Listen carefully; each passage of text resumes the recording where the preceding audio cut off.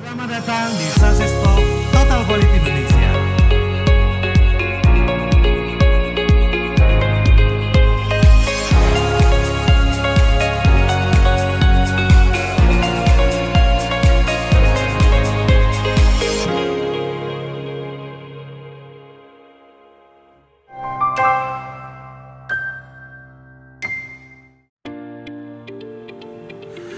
Tetap di Success Talk Total Quality Indonesia bersama Bapak Tanu Kismanto selaku owner dari Cakra Group.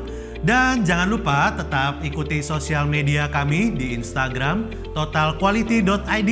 Dan jangan lupa bagi Bapak Ibu yang belum subscribe, silakan subscribe channel YouTube kami agar selalu mendapatkan berita terupdate dan informasi-informasi terupdate dari kami.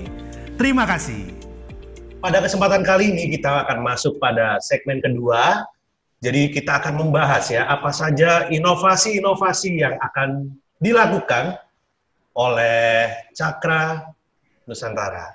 Jadi cara memanage dan berpikir cerdas dalam memberikan keputusan ya seperti apa. Seperti itu Pak.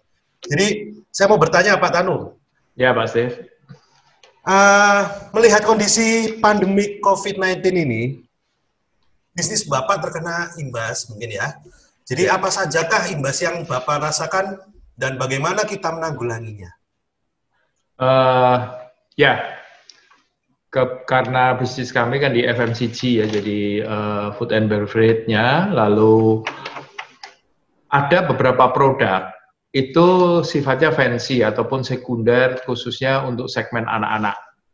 Nah, ini yang memang sangat kena imbas luar biasa karena sekolah diliburkan ya, kegiatan yang berkumpul dan sebagainya, tempat-tempat kursus lah, tempat olahraga lah, apa di mana itu dulu adalah segmen atau pasar kita yang cukup besar. Nah, sementara itu diliburkan sehingga ya pasti omset kita terasa sekali. Jadi dari produk-produk kita ini ada beberapa SKU yang memang khusus di segmen anak-anak, tapi juga ada yang segmennya sembako. Ya, jadi seperti tadi kita juga ada minyak goreng, yang macam-macam kayak di ABC Hands itu kan juga hampir kebutuhan sehari-hari. Sehingga itu tidak terlalu berpengaruh. Namun kalau produk-produk yang sifatnya untuk konsumen anak-anak pasti sangat berpengaruh. Sehingga itu turun drastis sekali, hampir 50% omsetnya habis. Namun yang di sembako dia naik cukup bagus. Nah, disitulah kita langsung setiap minggu, seperti tadi ada visual sedikit, kita meeting terus, melihat pasar, saya by data, kita ada namanya effective call ya dari salesman ya, itu kita lihat mana yang tidak efektif, mana yang efektif. Ternyata pasarnya itu bergeser Pak, bergeser ke modern trade. Yang tradisional trade-nya itu bergeser ke modern trade. Disitulah kita harus segera melakukan action karena shiftingnya perilaku konsumen, dia belanjanya justru di modern market. Ya kita tahu karena mungkin di tradisional mereka agak khawatir ya, mungkin kurang higienis, dianggap sedemikian, ya itu dia hindarin. Dan ini kita lihat memang ada keuntungan di, kita menyebut aja yang key account-nya nasional seperti Indomaret, Alfamart, Indogrosir, Lion Super Indo dan sebagainya, itu cukup diuntungkan dengan kondisi ini. Ya karena mereka konsumen belanja di modern market merasa lebih bersih dan sebagainya. Nah ini saya lihat tren mereka pembelanjaan tidak turun malah, justru sangat signifikan naik. Nah dari situlah langsung strategi kita berubah, tim sales kita yang dulu menggarap di tradisional kita kurangin, tetap hanya menjaga kontinuitas dari pelanggan, tetapi kita tingkatkan yang di modern market. Berarti Pak Tanu lebih cenderung ke meningkatkan ke modern market ya untuk saat ini ya? Iya betul. Ya sambil tetap melihat peluang yang di tradisional apa yang bisa dikerjakan ya, begitu. Ya. Nah, sedangkan kalau misalnya tadi ada yang produk-produk makanan anak kecil itu tadi ya, sebut Pak Tanu menurun hingga mungkin 50%. Betul. Nah Pak, padahal prinsipal itu kan maunya harus disuplai terus. Iya. Nah, bagaimana cara menanggulanginya Pak Tanu itu? Iya, kita mungkin atau di stop atau kayak gimana? Iya, ya kita harus bicara ya, kita harus diskusi. Maka ini masa-masa ini kayaknya kita yang mengambil hikmah. Seperti kita ini Zoom ya, akhirnya meeting bisa Zoom, bisa online, yang biasanya offline sekarang harus harus bisa paling tidak belajar teknologi ya, dan tidak ketinggalan. Jadi kita komunikasi ditingkatkan terus secara intens. Jadi bahwa prinsipal pun harus menyadari bahwa kondisi begini produknya tidak bisa artinya diserap secara maksimal seperti dulu. Ya mereka akhirnya bisa menyadari bahwa tidak bisa memaksa sesuai target yang memang kita sepakati. Ya ibaratnya harus ditahan dulu Pak produk-produk yang demikian. Banyak prinsipal yang beralih, makanya waktu itu mereka juga cepat shifting. Biasanya produksi kosmetik bisa lari ke bikin sanitizer gitu. Ya. Kita jualan masker gitu. Jadi mereka juga inovasi untuk melakukan produk-produk yang memang bisa saat ini diterima pasar. Gitu. Tapi apa enggak Pak Tanu ini mungkin menambah produk-produk yang saat ini dibutuhkan mungkin? Atau contoh APD seperti itu, menjual APD, apa kayak gitu Pak Tanu? Tidak, jadi kita harus konsisten dengan apa yang kita kerjakan. Boleh kita melihat peluang secara cepat, tetapi tidak boleh latah. Ya, tidak boleh latah. Karena kalau seperti APD akhirnya kan juga masanya sudah lewat. Ya, seperti saat ini rumah sakit sudah banyak yang membantu, juga sudah bisa mulai banyak supplier dan sebagainya, tidak pada saat panik awal-awal 1 bulan ya. Nah, lalu juga pasien juga bisa terkendali, mulai grafiknya mulai datar dan sebagainya. Itu saya kira kita harus jeli ke sana. Jadi tidak boleh latah-latah begitulah. Ya. Ya seperti itu. Nah, Tanu, mungkin Pak Tanu ada tips untuk pemimpin lainnya ya dalam menghadapi kondisi seperti ini itu seperti apa? Jadi apa yang harus dilakukan oleh seorang pemimpin dalam menghadapi kondisi seperti ini? Tadi ya seperti tadi kita mesti jeli. Jadi jeli. Jadi seperti tadi kita lakukan shifting. Misalkan kondisinya memang ternyata pasar dia berpindah ya dari tradisional market ke modern market. Tapi jumlah modern market itu kan juga terbatas kan ya. Tidak seperti terus karena kondisi ini terus jumlah toko bertambah juga tidak. Karena kita sudah cover semua. Cuman bagaimana kita mulai merapatkan cara coverage-nya ya yang dulu mungkin ada 1-2 terlewatkan itu mulai dikunjungin lagi ya dan sebagainya. Ya saya kira salah satunya itu memang tidak bisa digeneralisir karena bidang usahanya kadang-kadang tidak sama ya. Memang yang kena imbas langsung. Ya, kena imbas langsung itu juga ada, jadi memang tidak bisa melakukan hal apa-apa selain memang harus memberhentikan ataupun sementara tidak aktif itu juga ada. Karena kita lihat kan untuk kondisi saat ini hampir bisa dikatakan seperti efek domino ya Pak ya. Betul. Jadi semua kena. Betul. Dan ini begini, kita juga harus lari, maksudnya juga informasi seperti tadi organisasi networking itu juga penting karena kita akan mendapatkan informasi-informasi yang lebih cepat. Misalkan seperti pemerintah ini sedang melakukan apa, ya bagaimanapun kondisi begini bahwa pemerintah tidak akan diam. Seperti kita lihat adanya stimulus-stimulus ya, relaksasi dari perpajakan, relaksasi dari kredit, macam-macam kan dilakukan juga oleh pemerintah. Ya. Lalu stimulus itu tadi bahwa sebenarnya kan juga banyak kucuran dana yang mulai awalnya adalah 405 triliun ya yang dikucurkan oleh Jokowi untuk membantu khususnya yang bantuan tunai langsung lah, sembako lah, dan sebagainya. Tapi saya kira ini akan bertambah lagi karena idealnya adalah sekitar 4-5% jadi GDP itu yang baru bisa menyelamatkan kondisi krisis ini. Jadi sebenarnya uang yang nanti yang beredar itu juga akan banyak di pasar sebenarnya. Meskipun itu berbentuk bisa saja langsung ke konsumen end user langsung, tapi bagaimanapun kan itu akan membantu stimulus untuk berputarnya. Karena uang seperti tadi, karena efek domino itu kan karena tidak bisa berputar kan ya. Nah, ini tidak bisa seperti saya hanya jualan sembako, atau akhirnya nanti siapa yang jualan daging, siapa yang jualan makanan ternak dan sebagainya, semua harus berjalan gitu. Nah inilah dengan stimulus itu saya pikir kok pasti akan bisa cepat juga teratasi. Oke. Ya. Juga tentunya SDM dari karyawan-karyawan ini harus mendorong dari pemimpin juga ya Pak Tanu ya. Persis sekali, ya. Jadi itu tadi ya, kita selain kondisi itu, pemimpin demikian harus jeli, di bawah internalnya di dalam, itu kita juga terus harus membangun tadi, kebersamaan SDM tadi. Mereka harus ibaratnya mensyukuri ya, bahwa ini kondisi sedemikian, kita masih bisa bekerja, bahkan di tempat kita tidak ada yang dirumahkan, tidak ada yang bekerja jamnya dioglang ya, istilah Jawanya dioglang itu ya. Senin masuk, Selasa libur, Rabu masuk, itu nggak ada. Jadi kita tetap bekerja semua seperti biasa. Nah ini, kondisi ini kita libatkan dan terbuka open semuanya kepada karyawan. Sehingga karyawan juga merasa, oke, ini kita memiliki bersama-sama, berjuang bersama-sama. Nah disitulah baru bisa kita survive bersama untuk menghadapi situasi ini. Ada nggak Pak? Kan nggak mungkin kalau misalnya karyawan itu dapat satu pemikiran semua ya. Ada nggak mungkin beberapa karyawan yang tidak sepemikiran dengan Pak Tanu misalnya ya? Ya. Nah, yang dilakukan sama Pak Tanu ini apa? Kebetulan sampai hari ini kok nggak ada ya kebetulan ya. Mudah-mudahan tidak ada ya. Tapi kalaupun ada ya itu pilihan dia gitu kan ya. Kita sudah memberikan semuanya open bahwa kondisi kayak begini, misalkan kayak cash flow ya, kita memang seperti kayak THR kemarin ya, ini bukan rahasia dan pemerintah pun juga sampai memberikan kebijakan bahwa THR boleh dilakukan 2 tahapan misalkan kan gitu. Kita ya terpaksa harus dilakukan itu karena anak-anak pun juga staff taraf tertentu dia bisa melihat cash flow kita kayak apa gitu loh.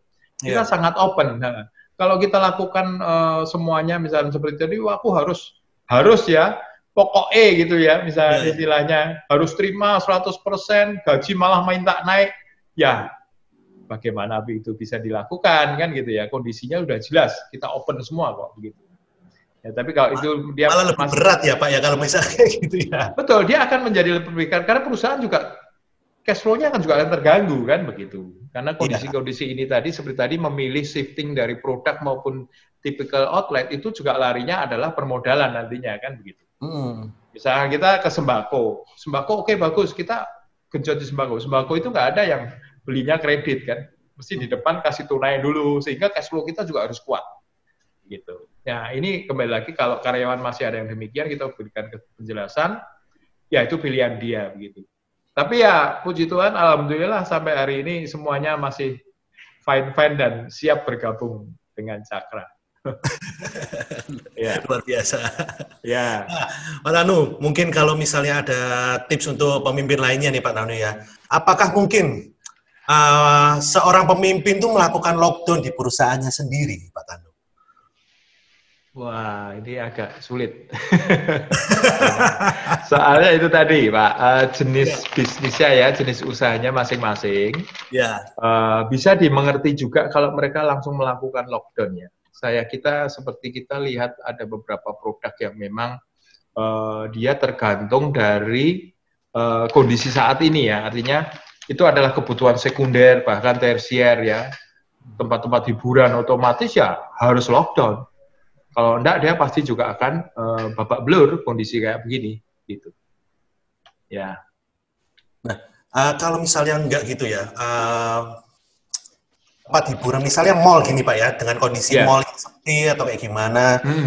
Terus mungkin ada tips dari Pak Tanu, apakah melakukan efisiensi atau penghematan atau mengurangi secara fasilitas atau seperti apa Pak Tanu? Ya benar ya, itu pasti ya, dari tips-tips tadi salah satunya internal itu kita selalu mesti efisiensi.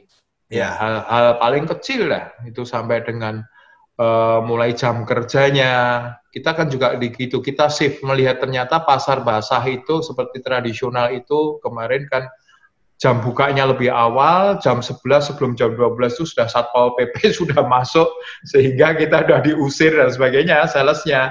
Ya itu otomatis kita jam kerjanya harus lebih awal. Ini kan sudah salah satu efisiensi ya. Demikian. Ya sampai dengan listrik lah, apa segalanya kita mesti perhatikan hal-hal tersebut. Karena kembali lagi anak-anak ini kadang-kadang sudah terbiasa di zona nyaman, terus lalu kondisi saat seperti ini, mereka lupa gitu ya. Kadang-kadang pemborosan yang dia tidak sadari, ya kita sekarang harus benar-benar juga lebih ketat dalam hal-hal itu. Gitu Pak. kalau misalnya yang tadi saya lihat juga Pak Tanu punya Platino Cafe gitu. Ya. Otomatis cafe ini kan sangat terdampak ya dengan COVID ini Pak Tanu. Ya, persis. Ya. Nah, mungkin ada langkah apa Pak Tanu ini dengan kafe yang Pak Tanu dirikan sehingga bisa berjalan terus dari kafe ini? Ya, tadi saya sempat menyinggung soal konsistensi ya, karena kafe kita memang konsisten komitmen pada segmen tertentu, jadi middle up, tapi harga terjangkau gitu ya, sehingga kita tidak melakukan ini artinya sampai lockdown, ditutup dan sebagainya. Karena pelanggan bagi kami adalah tetap raja ya, pelanggan yang harus kita jaga. Kalau kondisinya kita tutup, itu ada kesan psikologis yang berbeda pada pelanggan. Ya, jadi kita tetap, meskipun tetap awal seperti tadi kita mensiasati, oh bisa take away ya, GoSend, lah apa-apa itu tetap kita lakukan. Lalu inovasi produk-produk yang bisa dikirim ya, tidak yang frozen ya, yang beku, jadi kita kirim terus dikasih cara masaknya nanti di rumah bagaimana, itu kita juga lakukan itu. Nah, itu salah satunya. Namun yang jelas bahwa kenapa kita tidak tutup untuk menimbulkan bahwa kesan bahwa kita tetap eksis. Itu yang memang kita lakukan. Itu terbukti, ternyata begitu seperti saat ini menjelang new normal, kehidupan new normal kita, itu pada saat kemarin mulai buka puasa dan sebagainya, itu penjualan kami cukup lumayan. Jadi sudah mendekati normal gitu loh. Jadi ini cukup baik, ya. Kalau dulu kita misalkan tutup, itu akan terjadi kesan, oh Platino tutup, nah ini repot. Sehingga dia tidak menjadi tempat tujuan utama, pilihan utama gitu.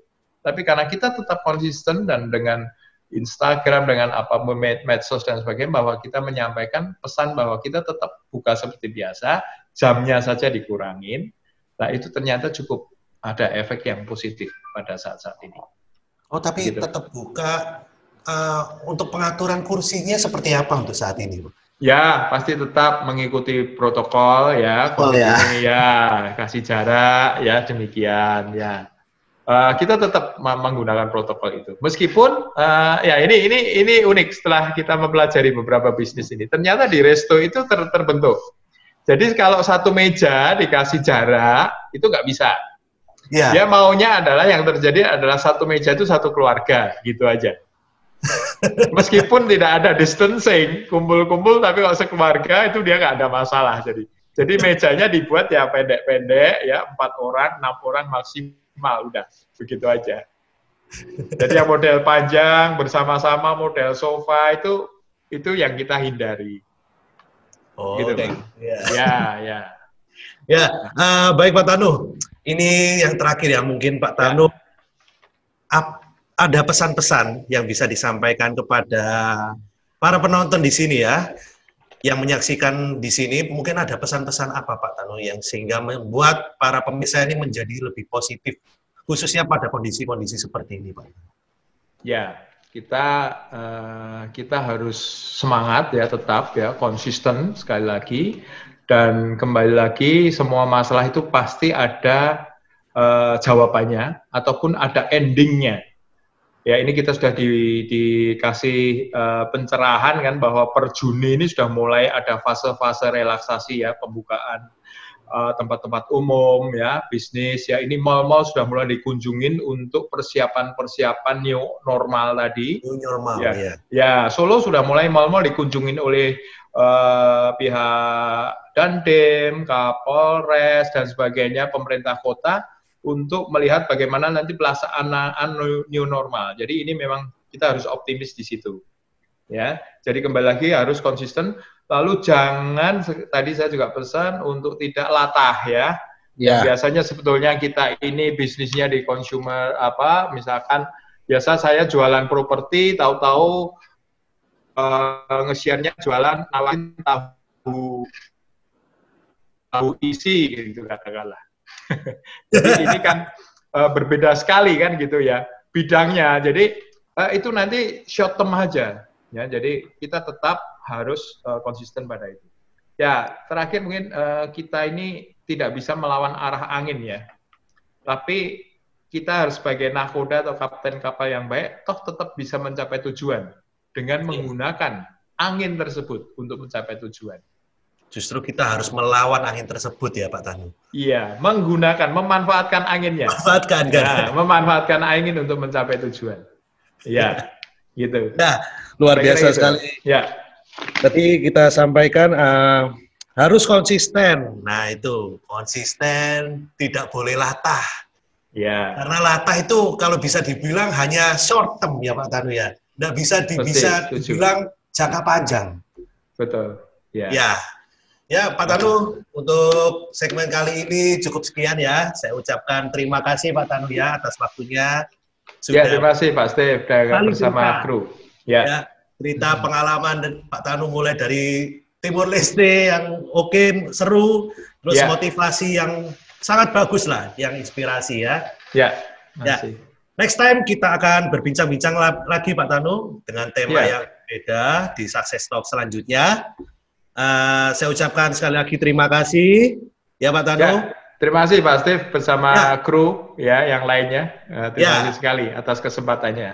Ya. Oke. Ya, akhir kata saya ucapkan salam sukses ya Pak Tanu. Ya, sukses. Ya, tetap semangat. Untuk teman-teman Cakra juga salam sukses. Ya, terima kasih salamnya. Terima kasih. Ya. Selamat sore. Hari ini kita sudah banyak belajar dari narasumber kita, Bapak Tanu Kismanto, selaku owner dari Cakra Group, yang telah membagikan pengalamannya ya. Jadi bagaimana kita memanage ya, dan juga bagaimana kita menjadi pemimpin yang baik. Dan tentunya Success Talk tidak hanya sampai di sini saja.